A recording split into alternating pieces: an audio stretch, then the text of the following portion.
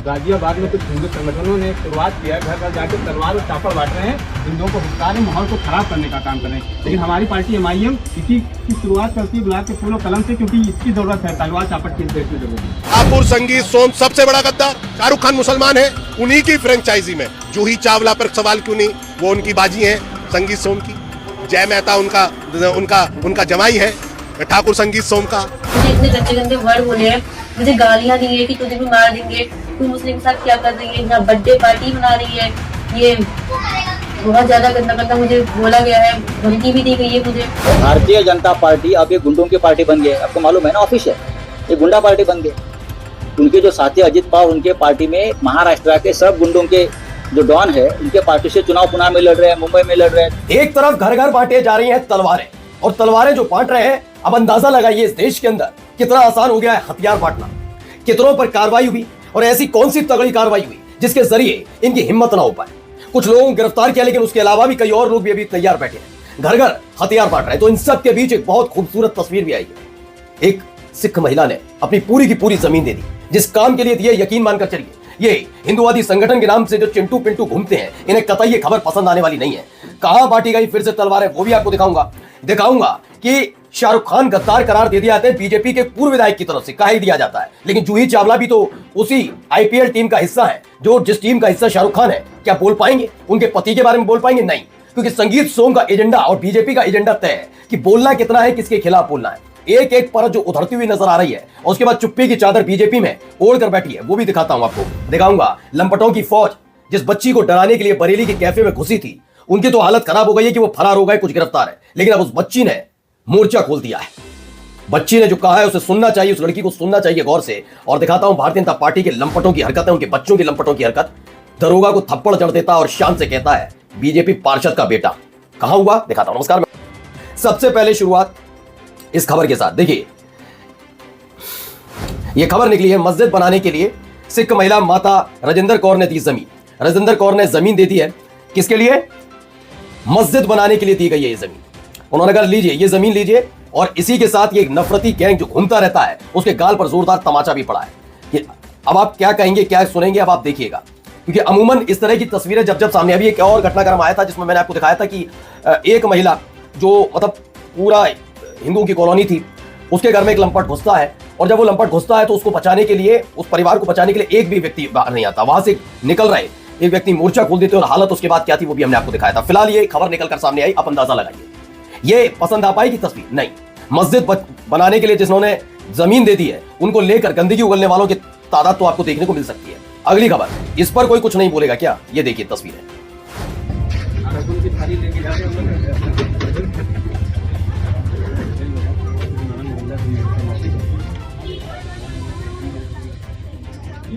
दरवाजे के सामने से हट जाओ, ऐसे आ जाओ तो नहीं कोई भी आ सकती है, साइड हो जाओ। ये देख रहे हैं, गाजियाबाद में कुछ हिंदू संगठनों ने एक शुरुआत किया है, घर घर जाके तलवार और चापड़ बांट रहे हैं, हिंदुओं को भुगता रहे, माहौल को खराब करने का काम कर रहे हैं। लेकिन हमारी पार्टी MIM इसी की शुरुआत करती है गुलाब के फूल और कलम से, क्योंकि इसकी जरूरत है, तलवार चापड़। देखते चलिए, अभी तस्वीरें बहुत शानदार है। जब तलवारें बांटी जा रही है, वहां यहाँ क्या हो रहा है देखिए। चलिए मैं बताता हूं। इसमें टीम राइजिंग फुलकॉन ने कहा, जहां एक तरफ वो हिंदुवादी संगठन के लोग देश में हालात कैसे बनाने के लिए तुले पड़े हैं, वो तलवारें बांट रहे हैं, और इन सब के बीच लखनऊ में मुस्लिम लड़के निकलते हैं, बच्चे निकलते हैं, और क्या करते हैं, वो सबको बांटते हैं फूल बांट रहे हैं, पेन बांट रहे हैं, कह रहे हैं ये है, आपको अब्दुल कलाम बनना है। और इससे ही मैंने कहा ना, पेट में मरोड़ उठती है। अब आप तय कर लीजिए आपको कौन से वाले, आपको अपनी पीढ़ी के हाथ में क्या चाहिए, जो ये मुस्लिम लड़के घर घर जाकर बांट रहे हैं वो, या वो जो हिंदुवादी संगठन के लोग तमाशा करने के लिए सिर्फ अपनी दिहाड़ी मजदूरी बनाने के लिए कर रहे हैं, वो चाहिए? कैसा चाहिए आपको? अब आते हैं जरा संगीत सोम, बीजेपी के पूर्व विधायक हैं। भाई साहब की भाषा शैली तो आपने सुनी ली थी, शाहरुख खान को गद्दार करार दे दिया था। खैर, इन सब के बीच एक और खबर देखिए, जरा ये सुनिए क्या कह रहे हैं। ठाकुर संगीत सोम सबसे बड़ा गद्दार शाहरुख खान मुसलमान है, उन्हीं की फ्रेंचाइजी में जूही चावला पर सवाल क्यों नहीं, वो उनकी बाजी है संगीत सोम की। जय मेहता उनका जमाई है ठाकुर संगीत सोम का। फ्रेंचाइजी तो तीनों की है, लेकिन मुसलमान नाम मिल गया, शाहरुख खान को गद्दार बताओगे। ठाकुर संगीत सोम सबसे बड़ा गद्दार। मीट फैक्ट्रियों में गाय को मारने में डायरेक्टरों पे इसका नाम, सुरक्षा लेके घूमते। जब योगी गवर्नमेंट में अपराध मुक्त है, यहाँ अपराधी नहीं तो सुरक्षा किस बात की भाई? और अगर आप लगातार अखिलेश यादव पर हमला करोगे। तो हुआ क्या, इन्होंने संगीत सोम के बयान पर, जिया चौधरी का बयान है कि सबसे बड़ा गद्दार तो खुद संगीत सोम है। क्यों है? क्योंकि बोलना है तो सबके बारे में बोलो। मैंने तो पहले भी कहा था, छोड़ दीजिए जूही चावला को। पहले तो जब आईपीएल की टीम होती है तो किसके अंतर्गत होती है? बीसीसीआई बना हुआ है, उसने ही इजाजत क्यों दी? भारत की सरकार ने इजाजत क्यों दी? भारत की सरकार जब कह देगी प्रतिबंधित तो प्रतिबंधित, जैसे चीनी ऐप बैन लगाए थे ना, वो बात अलग है, बाद में खोल दिए जाए, लेकिन जब किया था ना तो करके दिखाओ। लेकिन नहीं, एस जयशंकर जाएंगे ढाका, राजनाथ सिंह खालिदा जिया के को श्रद्धांजलि देते हुए नजर आएंगे, एस जयशंकर नजर आएंगे, इनके खिलाफ बोलने की हिम्मत नहीं। क्यों नहीं? भारत पाकिस्तान के बीच जब मैच होगा तब बोलने की हिम्मत नहीं। तो ये सारी चीजें तो है। आइए जरा बच्ची को जरा सुन लीजिए। मुझे इतने गंदे गंदे वर्ड बोले हैं, मुझे गालियां दी है कि तुझे भी मार देंगे, तू मुस्लिम के साथ क्या कर रही है, यहाँ बर्थडे पार्टी मना रही है, ये बहुत ज्यादा गंदा गंदा मुझे बोला गया है, धमकी भी दी गई है मुझे। तो समाज के ठेकेदारों, तो अब लड़की ने, ये बच्ची जो है, बरेली कैफे कांड में तथाकथित लोगों द्वारा की गई मारपीट के मामले में साक्षी मिश्रा ने छात्र से खुलकर बात की। धर्म के ठेकेदारों की तो खुली चेतावनी, पुलिस प्रशासन ने नजीर वाली कार्रवाई की मांग की है।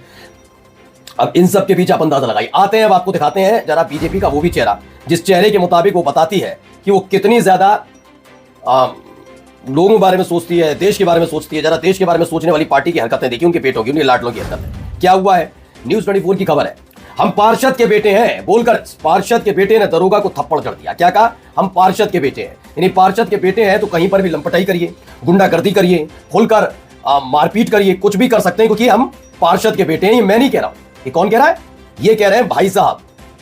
पार्षद के बेटे आते हैं और कहते हैं हम तो भैया दरोगा को थप्पड़ चढ़ देते हैं, कहते हैं हम तो पार्षद के बेटे थप्पड़ चढ़ सकते हैं। अंदाजा लगाइए। इसीलिए तो कहा जाता है, जो ये कह रहे हैं इसको भी सुनिए। भारतीय जनता पार्टी अब ये गुंडों की पार्टी बन गई है। आपको मालूम है ना, ऑफिस है, ये गुंडा पार्टी बन गए।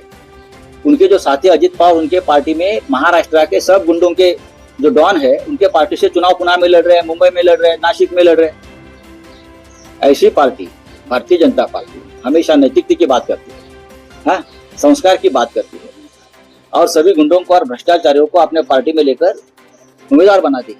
अब आप अंदाजा लगाइए, बात सही है या गलत है, खुद ही अंदाजा लगाइए। बीजेपी पार्षद का बेटा थप्पड़ जड़ देता है, कहता है कि मैं तो बीजेपी पार्षद का बेटा हूं, थप्पड़ जड़ दिया। कहां? काशी में। ठीक है।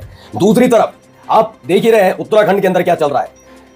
भारतीय जनता पार्टी का पूर्व विधायक कुलदीप सिंह सेंगर, जिस पर गंभीर आरोप होते हैं, उसको बचाने के लिए, पीड़िता से भिड़ने के लिए टाइम मिल जाता है बीजेपी के नेताओं को, कार्यकर्ताओं को इंसाफ दिलाने के लिए नहीं। तब ये कह रहे थे कि भैया हाईकोर्ट का आदेश है, उसी हाईकोर्ट ने तो उन्हें राहत दी है, तो सुप्रीम कोर्ट ने भी कुछ कहा, उस पर भी सवाल पूछो, उस पर भी खबर करने जाओ। तमाम जो आजकल नफरती पत्रकार घूम रहे हैं, मैं तो कहता हूं ना, सुप्रीम कोर्ट ने जो किया है उसको भी जश्न के तौर पर लो, लेकिन नहीं। नमस्कार।